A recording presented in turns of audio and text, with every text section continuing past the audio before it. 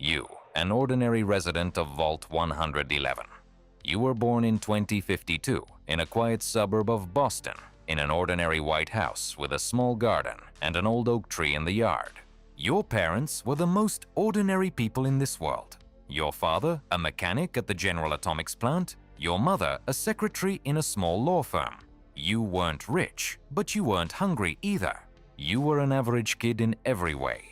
Average height, average grades, average dreams. In the evenings, you sat on the porch with the baseball glove your dad bought you at a garage sale and watched the sun set behind the rooftops of the neighboring houses. You dreamed of playing Little League, then college, then maybe even making it to the pros. But by the time you were 10, you realized dreams cost money, and you'll never have much money. School passed unnoticed. You weren't a bully, you weren't a nerd, you were just passing through. Friends came and went. Your first love ended in a typical teenage breakup. After school, you went to a local college to study office management and law because your mother said, "I need something stable."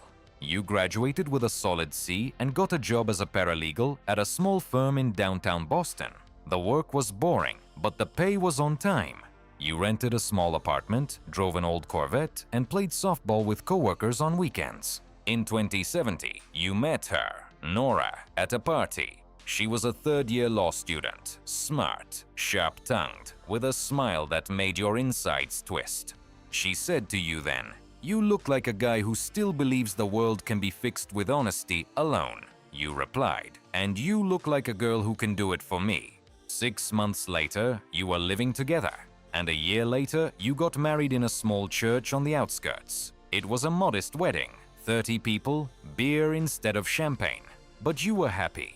Life was getting better. You got a promotion. Now you were handling minor insurance cases. Nora opened her own family law practice. You bought a small house in Sanguini, a white fence, a lawn that needed to be mowed every Saturday. In 2074, Sean was born. You held him in your arms in the hospital and thought, "This is it. This is what made it all worth it." You taught him his first words, his first steps, his first kicks. Every Sunday, the three of you would go to the park and you would throw him a ball while Nora filmed you with an old camera.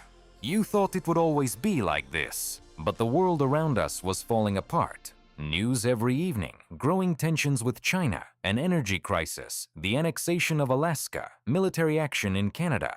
You turned off the TV and said to Nora, "It's far away. It won't affect us. We're in Massachusetts. We have a house, a job, a child." She nodded, but you saw the fear in her eyes. You started saving money for a rainy day. You fixed the fence, painted the house, installed extra locks. Nora was working late into the night on a big case against a corporation that had poisoned the water supply in several cities. You argued, "If it starts, we'll go to the vault. If it starts, we won't make it in time." In early 2077, a Vault Tech representative came to Nora. He was a handsome man in a suit, smiling and persuasive. An exclusive program for families with children. Vault 111 is just a 20-minute drive away. Full protection. Cryogenic sleep for 200 years, until the world is restored. You are the future of humanity. You laughed at first, then you looked at Sean sleeping and signed the papers. "Just in case," Nora said. You agreed. The last months before the war were both the brightest and the hardest. You fixed the roof, painted the fence, taught Sean to throw a ball. Nora stayed up late working on paperwork. You had picnics in the backyard, grilled sausages, and laughed. You bought her flowers every Friday. Sean was already saying daddy and ball. You thought, "We'll make it, we'll be together." October 23rd, 2077 began like any other day. You woke up at 6:30, made coffee, kissed a sleeping Nora, and played with Sean. The news on TV. Chinese troops have crossed the Alaskan border. You turned it off. "We're going to the park today," you said. Nora smiled. "Definitely."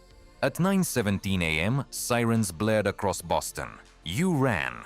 Nora carried Sean, you carried a bag with documents, photo albums, and your son's favorite baseball glove. Cars were crashing. People were screaming.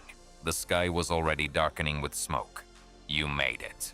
The doors of Vault 111 closed behind you at 9:42. The last thing you saw outside was a flash on the horizon. Inside, it was clean, sterile, almost festive.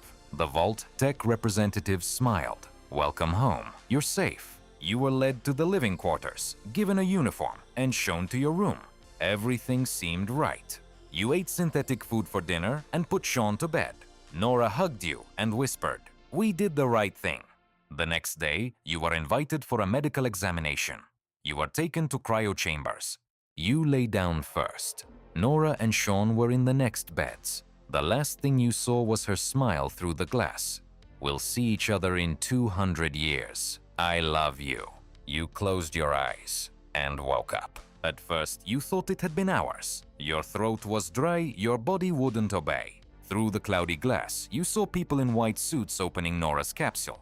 You wanted to scream, but you couldn't. You saw them take Sean away. You saw one of them pull out a gun and shoot Nora in the head. Blood splattered on the glass of your capsule. You screamed inside yourself. You struggled, but the cryo chamber held you tight. They sealed your capsule and left. You remained frozen for several more months, your consciousness fading in and out. You dreamed.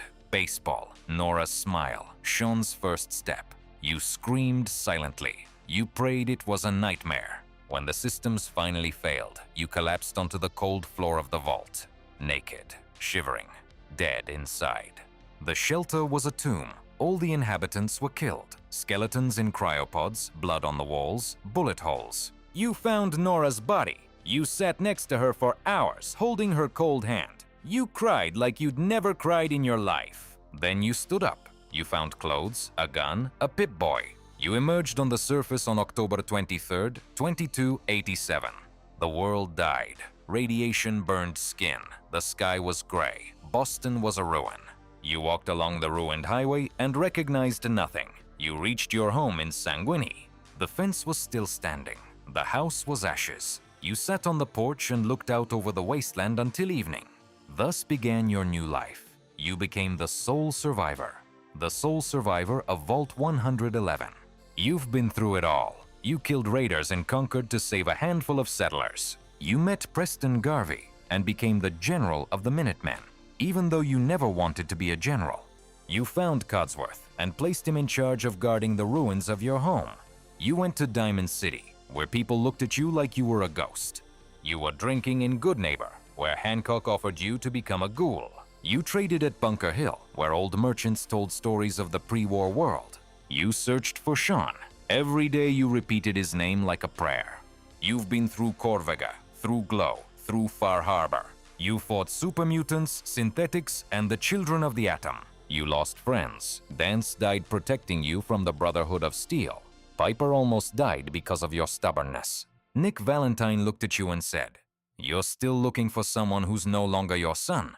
You found Sean at the Institute. He was grown up, handsome, cold. The director of the Institute. He looked at you and said, "You are my father, but you are a relic. You do not belong in this world. We took you for science. Mother was a necessary loss."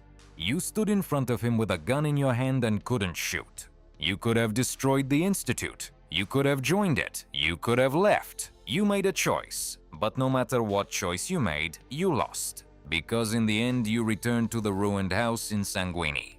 The fence was still standing. You sat down on the porch you once painted with Nora. You pulled out Sean's old baseball glove, the one you'd found in the vault ruins. You slipped it onto your hand and clenched your fist. You looked out over the wasteland, the radiation wind ruffling your gray hair. Scars from bullets and claws covered the entire body. You lost your wife. You lost your son. You lost 210 years of your life. You lost yourself. You didn't become a hero. You didn't save the Commonwealth. You didn't take revenge. You just survived. You're sitting on the porch of a ruined house, holding an old glove, and you think, the next time someone says, Fallout is cool, adventure, freedom of choice, you'll just turn away in silence, because you know the real truth. It's not an adventure. It's the end of everything you ever loved. And you just survived. And that's it.